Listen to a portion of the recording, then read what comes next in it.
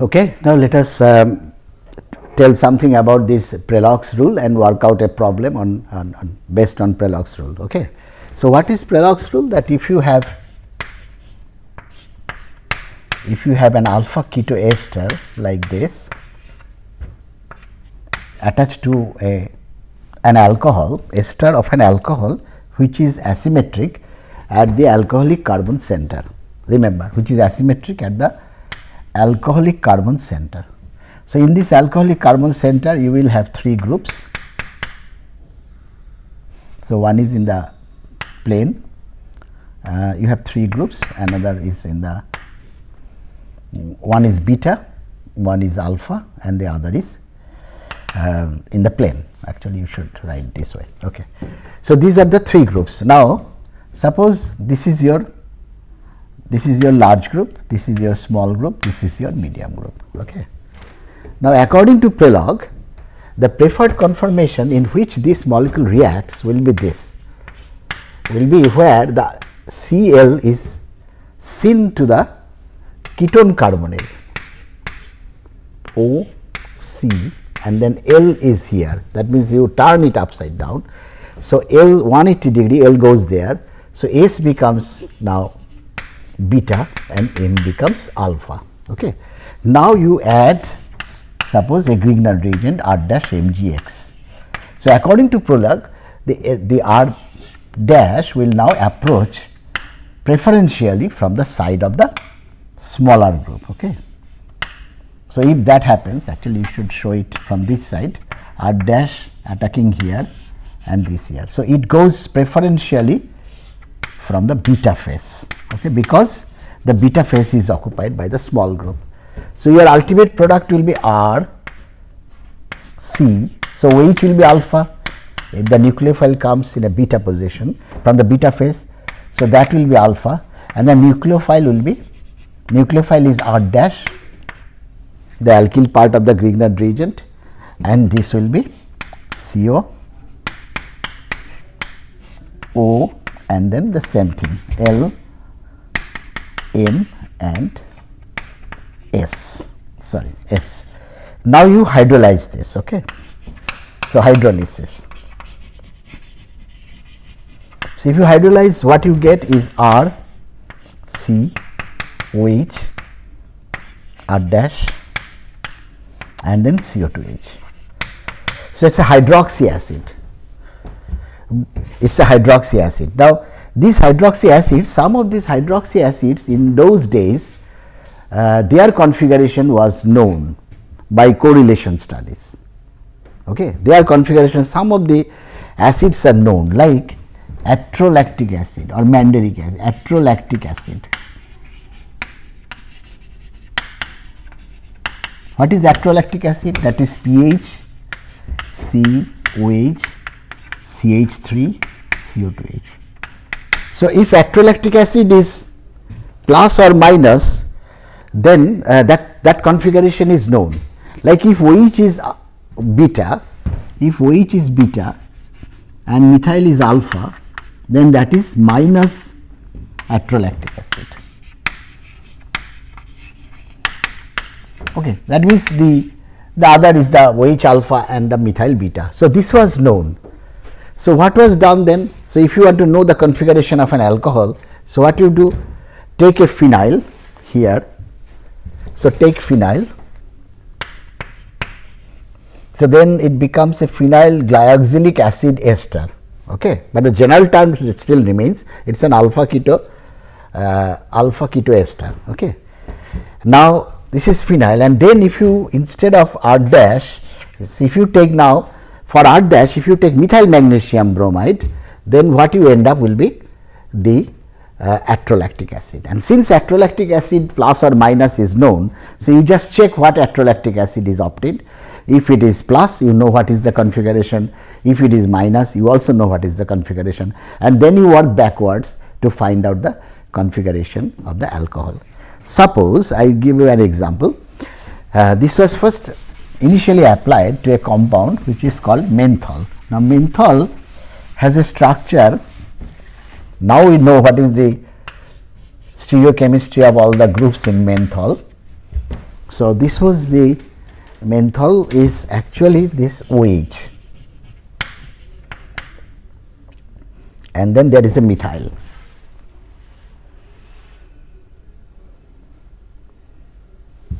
I think there is a methyl here. Okay.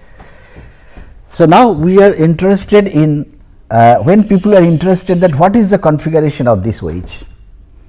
So, how did they do? They first made that ester, that phenyl glyoxylate ester, okay, and then also try to check what is the. So, this is because it has got the isopropyl and this is the hydrogen. So, that will be the L group, the large group, and this is the medium group, and this is the small group because of the hydrogen. So, when you convert it into this ester, you know this is the preferred conformation, Cl is in the syn direction with the carbonyl. So, now this methyl magnesium bromide,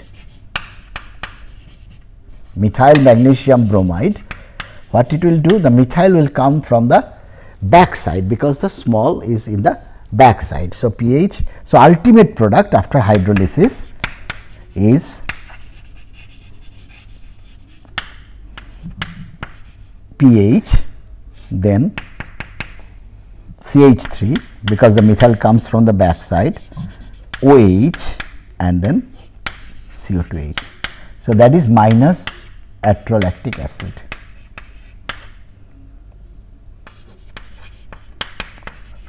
So, once they know that they got the minus atrolactic acid, so they can immediately work backwards and find out what is the configuration of menthol carbon containing the OH. Okay. So, that was a beautiful disposition of Prelux rule, and many of the alcohols including steroids, the geometry of the stereochemistry of the carbon bearing alcohol was proven by applying Prelux rule. Okay. Problems may be given in a different way, that you have been given an alcohol and then you can ask what is the ultimate product, or you can give the ultimate, you have been given the ultimate product and you will be asked to work backwards to tell the what is the configuration of the original alcohol. Okay. I hope this is clear. This is what is Prelux rule. Now, these are more or less outdated, but from historical perspective and understanding of stereochemistry, these are important. Outdated because now there are spectroscopic means, NMR spectroscopy, which can tell from the coupling constant of adjacent carbons that what is the stereochemistry of different systems, of especially vicinal carbons. And then X-ray crystallography is there, that has been improved so much that now stereochemistry of molecules can be determined quite easily. But these are important, these are various historical milestones, as we say, in stereochemistry, because this has enriched the subject of stereochemistry. Now, we move on to a cyclic system. Whatever we are dealing with the acyclic system, now we move on to a cyclic system, and a very interesting that if you, we have seen that what happens to the carbonyl when you add a nucleophile, when there is an adjacent stereogenic center. You apply Cram's rule, Felkin's model, whatever it is, depending on the substituent you get the major product. Okay. Now, by the way, those are all examples of asymmetric synthesis. However, the degree of asymmetry may not be very high in those cases, but later on today the asymmetric synthesis has reached a new height, where one compound, one isomer is obtained almost in close to 99% enantiomeric excess. Okay. Now, we are talking about what happens to the reduction or addition of a nucleophile to a carbonyl in a cyclohexane system, which is locked in a conformation. So, suppose I take tertiary butyl cyclohexanone, 4 tertiary butyl cyclohexanone. So, this is the 4th position. Now, if I add a nucleophile, suppose my first reaction is that I try to react with sodium borohydride. Okay. Carbonyls are easily reduced by sodium borohydride, and how many products I should expect? I expect two products, one is the axial alcohol and the other is the equatorial alcohol. The question is which one is the major product. Okay. Apparently, the problem looked very simple apparently, because in sodium borohydride reduction of this is the major product and this is the minor product.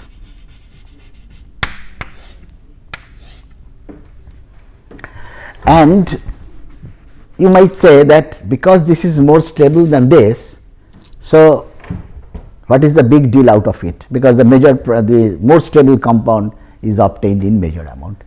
However, there are problems. Always there are scientists who look at very carefully that what are you saying is true or not. Okay. The reaction of sodium borohydride to a carbonyl is a highly exothermic reaction. So, if that be the case, highly exothermic reaction, so the energy diagram will be, what is an exothermic reaction? The product lies lower. Okay. So, this is cyclohexanone, this is the cyclohexanol and this is the transition state. So, if you argue on the basis of stability of the product for an exothermic reaction, you are making a mistake, because there is a rule or there is a postulate which is called Hammond's postulate. Hammond's postulate. What Hammond said, that because we really do not know the exact structure of the transition state, how does it look like? It is so transitory in nature that it is very difficult to exactly pinpoint the transition state and know its structure. But we have some approximation to know what is the approximate structure of the transition state, how does it look like. Okay. Now, according to Hammond's postulate, the transition state will look like the closest minima in the energy profile diagram. So, in this case you have two minima, one is this substrate, the cyclohexanone, another is the product, that is cyclohexanol. But since this is closer to the cyclohexanone, so this transition state cannot resemble the product. So, this transition state cannot resemble the product, it is not product like transition state. So, if it is not product like transition state, you cannot base your argument on the stability of the products. Had the transition state been product like, then your stability of the product will dictate which is the major, which is the minor product. But here there is a problem, because the transition state is reactant like. Okay. Just to clarify a little bit about Hammond postulate, this is a one step reaction, but if there is a multiple step reaction, then this transition state will resemble mostly, because it resembles the nearest energy structure, energy minima structure. So, this resembles the intermediate of the reaction, and this also resembles the intermediate of the reaction, because this is the closest to these highest points, that means the transition state. So, that should be clear, that is Hammond's postulate. So, the problem remains here, that this is exothermic reaction. So,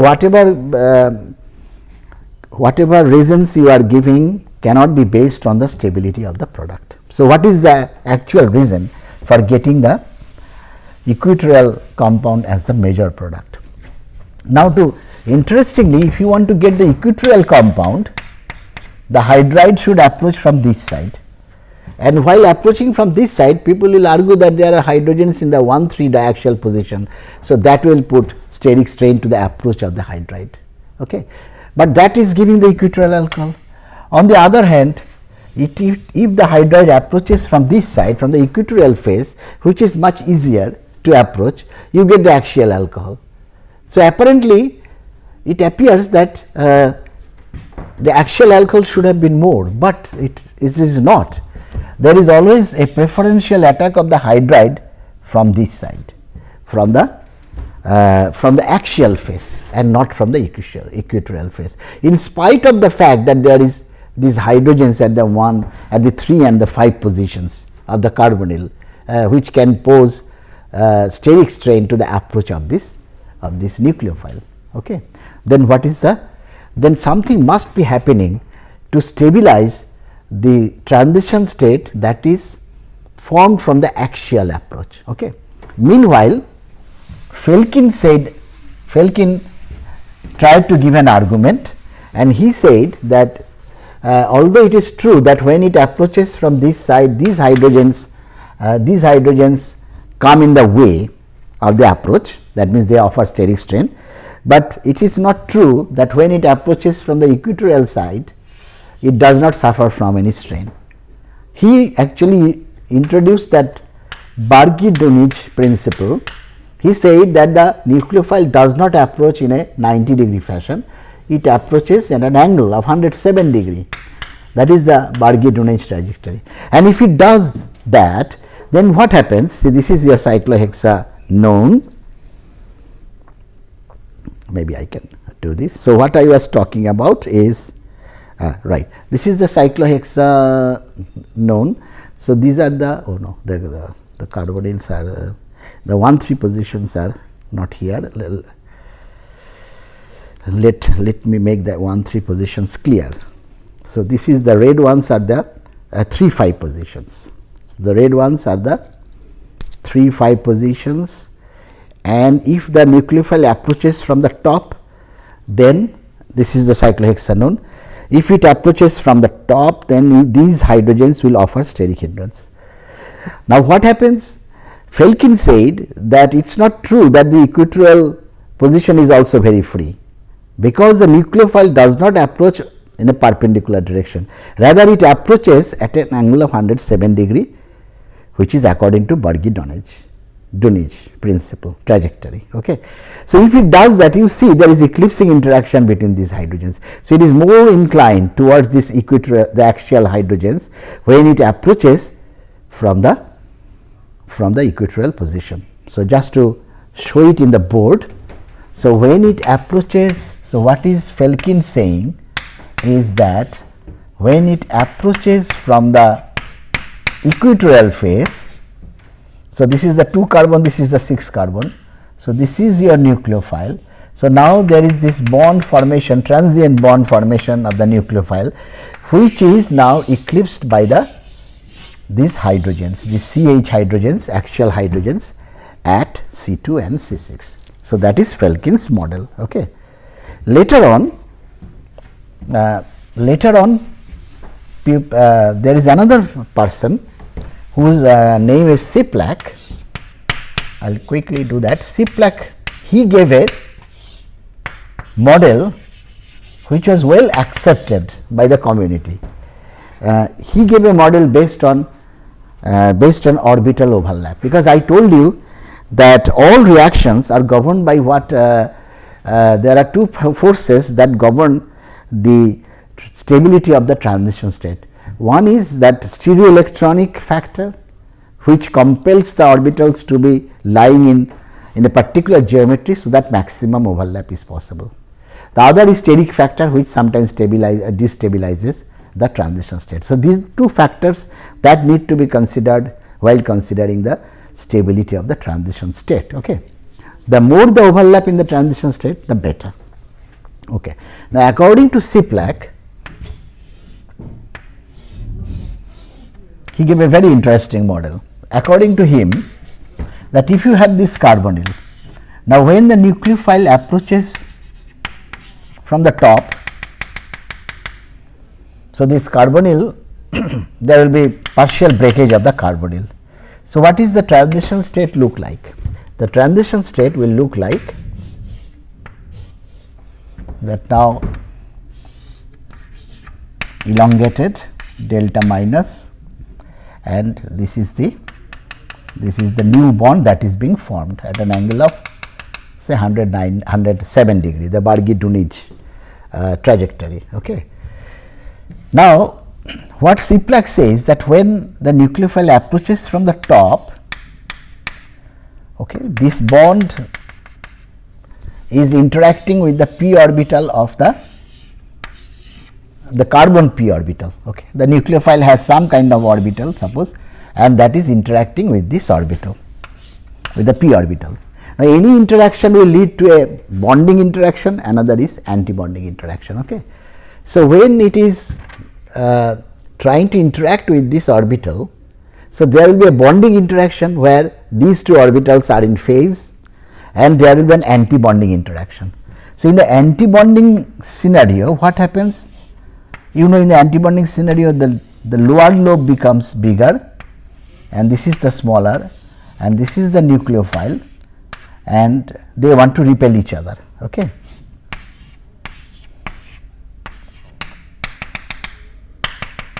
So, this is the anti-bonding orbital which has got a lower lobe at the back side. Okay. So, now look at these hydrogens. These hydrogens are almost nearly planar to this empty anti-bonding orbital. So, what they will do, like hyperconjugation, they can participate and donate the electrons. It is like hyperconjugation. See, suppose you have a carbon which has got empty orbital and in the adjacent carbon you have hydrogen, what is called a, so these hydrogens now donate here. So, what you call is basically you have a no bond resonance. So, the donation comes from the CH in a hyperconjugative fashion.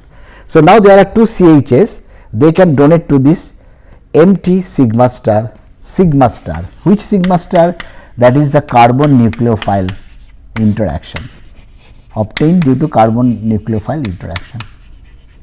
Okay. So, when it approaches from the top, you have an antibonding orbital here which is empty and that is stabilized by these hydrogens. Okay. So, what happens when it comes from the bottom?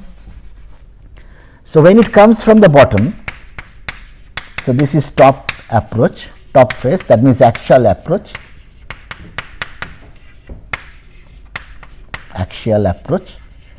and if it is coming from the this side, then it is the equatorial approach.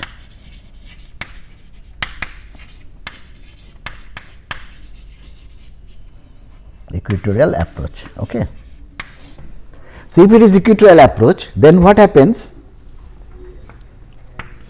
You get the antibonding orbital in the opposite direction, because it is approaching from this side. So, antibonding orbital will have the lobe on this side. So, that will be delta minus, this is dot.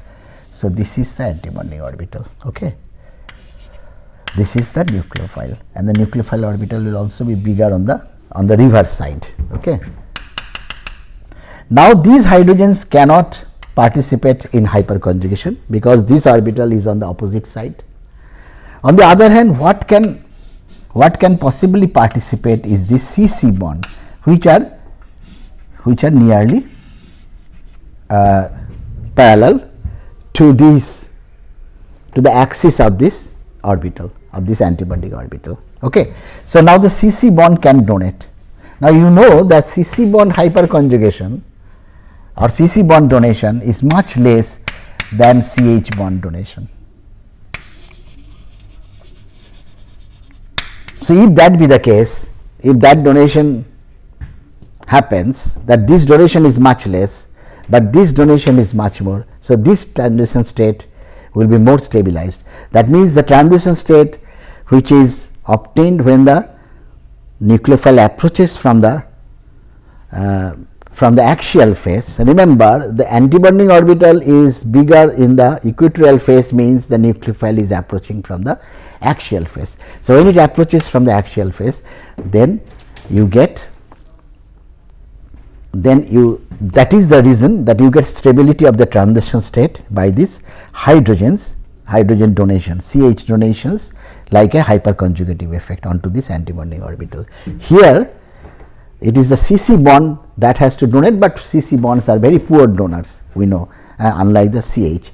So, ultimately this transition state is more stable than the transition state obtained by attack from the equatorial phase, in which case the antibonding orbital has the bigger lobe on the side of the carbon which are in a position to interact, but that is a poor interaction. So, that does not happen. Okay. So, generally what happens, that if you do borohydride reduction, it is true that the alcohol, equatorial alcohol is produced in large amount. only when you have a very large reagent or a large nucleophile. So, if you have a large nucleophile attacking a cyclohexanone, large nucleophile, suppose nucleophile large, okay, large nucleophile, then what happens? Then your steric factor, then these hydrogens steric factor wins, and then you get the axial alcohol more. If the nucleophile is small, so this is, maybe I can write large. If the nucleophile is small, like the borohydride kind, like or lithium aluminum hydride, then what you do? Then you get, so it should be nucleophile, this is OH, okay, and this is nucleophile, and you get the Cieplak model holds good there. This is small, this is large, okay. So, that is the fundamental principle. Moreover, if you try to put more alkyl groups here, more axial groups, bigger bulky axial groups, then the nucleophile will always approach from the equatorial face, okay. So, that takes care of the this type of systems. This Cieplak model is quite useful in explaining some of the reduction characteristics of not carbocyclic, or say a system which is a dioxane type system. So, if I ask that what is the, if I take a system and do a sodium borohydride reduction, so it changes a little bit, no? So, now it is, earlier it was CH donation versus CC donation, now CH donation versus CO donation, okay. So, CO donation is even worse than CC, oxygen does not want to donate anything. So, in this case the percentage of equatorial alcohol will be even more, will be more than all carbon system, than cyclohexane system. So, I hope it is clear. This is the Cieplak model. So, ultimately we have done this stereochemistry of reduction in acyclic systems which are controlled in acyclic systems having stereogenic centers which are controlled by various rules, by Cram's rule, then Felkin's model, and now this cyclohexanone system, we have the initial rules based on the stability of the alcohol, but that did not stand because of Hammond's postulate. Then Felkin gave a model which depends on the eclipsing interaction of the carbon nucleophile bond with the axial C2 and C6 hydrogens, and finally the Cieplak model which is based on the stereoelectronic effect offered by the axial hydrogens at C2 and C6, okay, just donation to the antibonding orbital. Thank you.